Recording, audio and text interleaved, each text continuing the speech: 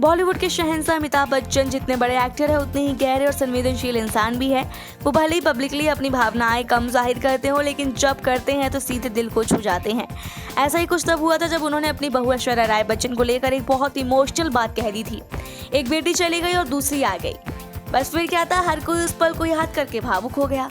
दरअसल ये बात साल 2019 की है, जब एक इवेंट में अमिताभ बच्चन ने बहुत ही सादगी से और प्यार से अपनी बहू ऐश्वर्या के बारे में बोला था।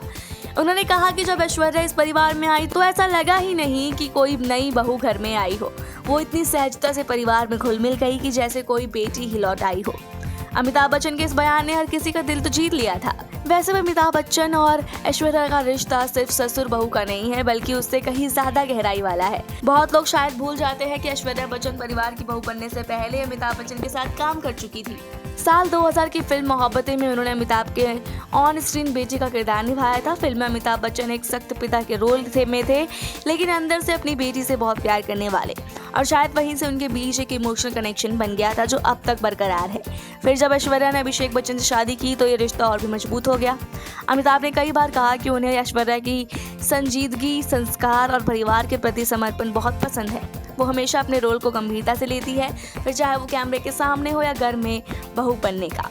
साल 2020 में जब पूरा बच्चन परिवार कोविड की चपेट में आ गया था तो वो पल भी बहुत इमोशनल था। जब ऐश्वर्या और आराध्या को अस्पताल से छुट्टी मिली तो अमिताभ बच्चन ने ट्वीट किया, अपनी छोटी बेटी और बहू रानी को अस्पताल से छुट्टी मिलने पर मैं रोक ना पाया अपने आंसू। इस एक ट्वीट से ही समझ आता है कि ऐश्वर्या उनके लिए क्या मायने रखती है। हालांकि 2024 में एक वक्त ऐसा भी आया जब बच्चन परिवार में दरार की अफवाहें उड़ने लगी। अनंत अंबानी की शादी में जब ऐश्वर्या और आराध्या को परिवार से अलग आते देखा गया तो चर्चाओं का बाजार काफी ज्यादा गर्म हो गया था, लेकिन बच्चन परिवार ने हमेशा की तरह इस पर चुप्पी बनाए रखी।